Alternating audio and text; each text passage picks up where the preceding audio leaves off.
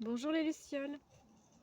Aujourd'hui je vais vous parler d'un alicament, un légume racine que vous connaissez peut-être ou peut-être pas, le yacon, la poire de terre. Alors le yacon, la poire de terre remplaçait autrefois la pomme de terre parce qu'il y a eu des problèmes à un moment donné, il y avait le mildiou sur les pommes de terre et donc on cultivait le yacon. Donc c'est un légume très ancien qu'on retrouve maintenant sur les petits marchés locaux, dans les petits villages. Voilà, j'ai eu la chance d'en goûter il y a 2 ans dans un magasin bio. Et donc là, je vais vous montrer.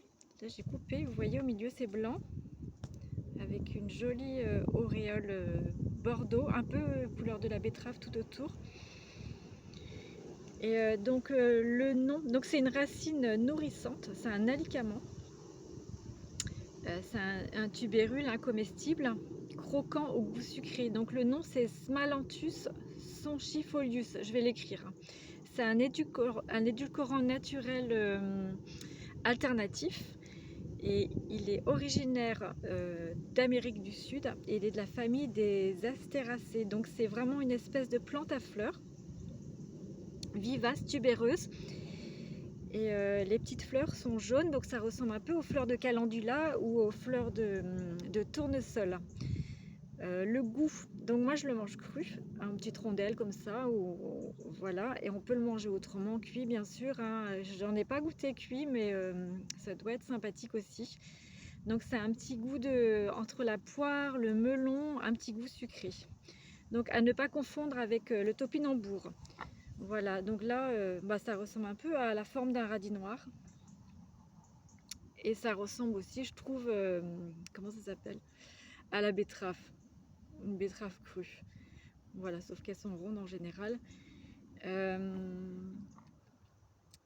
Donc ce que j'ai marqué, ah oui, c'est idéal pour les diabétiques parce qu'il y a une faible teneur en sucre. Donc ça c'est hyper intéressant.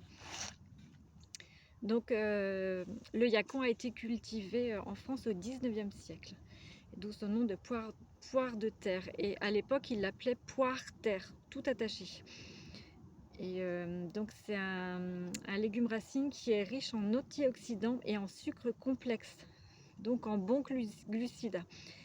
Apparemment, il améliorerait la santé du foie. La racine améliorerait la santé du foie. Donc je vais vous mettre des liens sous la vidéo, n'hésitez pas pour aller plus loin. On peut cultiver la poire de terre à la manière de la pomme de terre. Et sa récolte se fait 7 mois après, juste avant les premières gelées. Donc là, ça a commencé en octobre en fait. Alors oui, la racine, elle est conseillée pour contribuer à la perte de poids, pour réguler le poids et le diabète. Elle est conseillée pour rééquilibrer le microbiote aussi, qui est appauvri en général et déséquilibré, pour soigner la constipation. D'après certaines études aussi, la consommation de racines peut améliorer la santé globale du foie. La racine est utilisée comme traitement antifongique. Et aussi, cette racine réduit le taux de cholestérol. Donc je vous mets tous les liens sous la vidéo. Je vous invite à goûter ce délicieux légume racine, hein. C'est un alicament et au goût sucré. C'est très intéressant.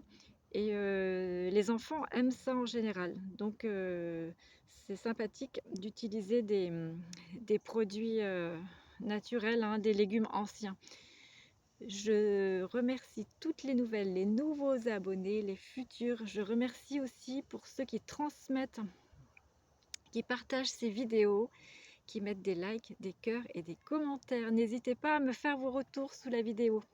Je vous aime, je vous bénis, je vous remercie. Je vous souhaite une magnifique journée. À tout bientôt. Bisous.